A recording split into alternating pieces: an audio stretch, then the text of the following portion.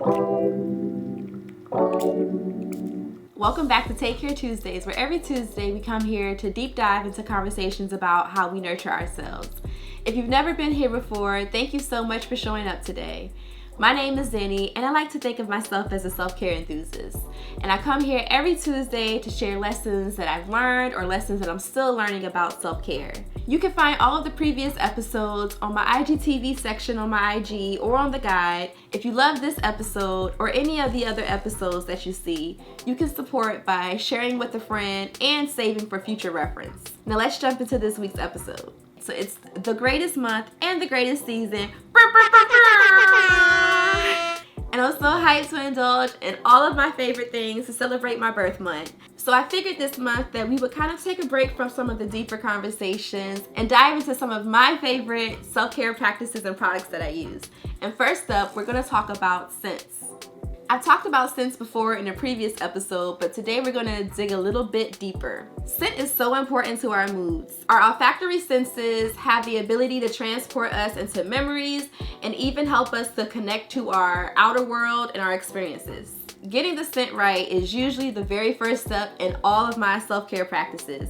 Whether I'm about to meditate, take a shower, go to bed, or just hanging around the house, I'm always lighting something, spraying something, or dropping oil into something. Now there are many different methods and products that you can use, such as candles or incense or even room sprays, but the smells that really can affect our psycho-emotional state are natural scents. So I'm going to talk about some of my favorite products or favorite methods to use to get my olfactory senses activated. So one of my favorite tools to use for smell is something that you've seen me do in almost every one of the Take Care Tuesday episodes, which is lighting Palo Santo. Palo Santo is a sacred tree that is native to Peru, Ecuador, and other South American countries. It is also known as holy wood, and it can be traced back to the Incan Empire. It's been used for spiritual practices and rituals for many, many years, and is sometimes thought to have healing properties. It's very similar to sage, except in my opinion, it has a better smell. It's more of a gentle, woodsy smell, and it's a great alternative for those who may be interested in smudging or saging their home, but don't like the smell of sage. I use Palo Santo mostly when I'm about to meditate or anytime that I feel like I need to reset the room or clear some energy out. If I'm feeling negative at the moment, I'll light Palo Santo, and it's incredibly easy to use. All you need is a lighter. You can usually find Palo Santo at any spiritual-ish store or African store, any place that you would see in your neighborhood that may sell sage or incense. You could probably find it there. Another one of my favorite tools to use is an oil diffuser. I have an oil diffuser in almost every single room in my house. My bedroom, my living room, my Zen room, my children's room. I used to keep one at my desk when I was working in a building before COVID, and I even had a little portable one that I used during labor as well. I love the smell of essential oils, and there's so many benefits to them besides just the smell of them.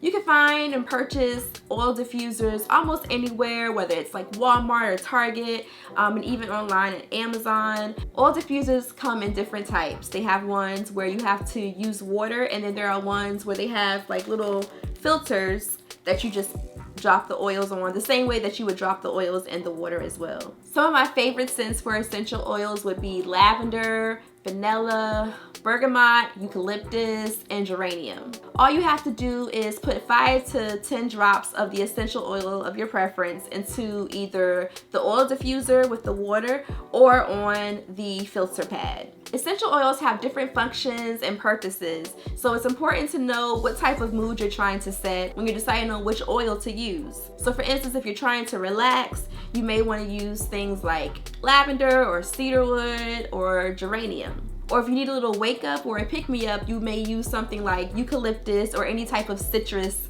essential oil as well. One of my favorite essential oil blends is lavender and eucalyptus. So the last favorite that I'll mention today would be room sprays that are also used with essential oils as well. Now there are many companies that do actually make room sprays that are natural, but it's very simple and easy to make your own. One of my favorite sprays to make is a lavender spray, which I usually use before I go to bed and spray on my pillow. It's super easy to make. All you need is a 4-ounce glass bottle, the lavender essential oil, some witch hazel, and some water. Tap is fine. Now, I'll be honest, I don't usually really measure this stuff. You know, I'm black, so we usually just wait for the ancestors to whisper stop. But it's super simple to make. Anybody can make it. Another DIY spray that I like to make is sort of like a refreshing spray. All you need for that is witch hazel, rose water, lavender, or any other essential oil that you may want to use, and water as well. It's safe enough for you to spray on yourself or just in the air around you to help your olfactory senses a little bit. So that's it for this week's episode. I hope that you found this episode helpful. Make sure that you save this episode for future references. Also, send it to 3 of your friends so that you can help them enhance their self-care routines with these scents as well. Until next time, take care.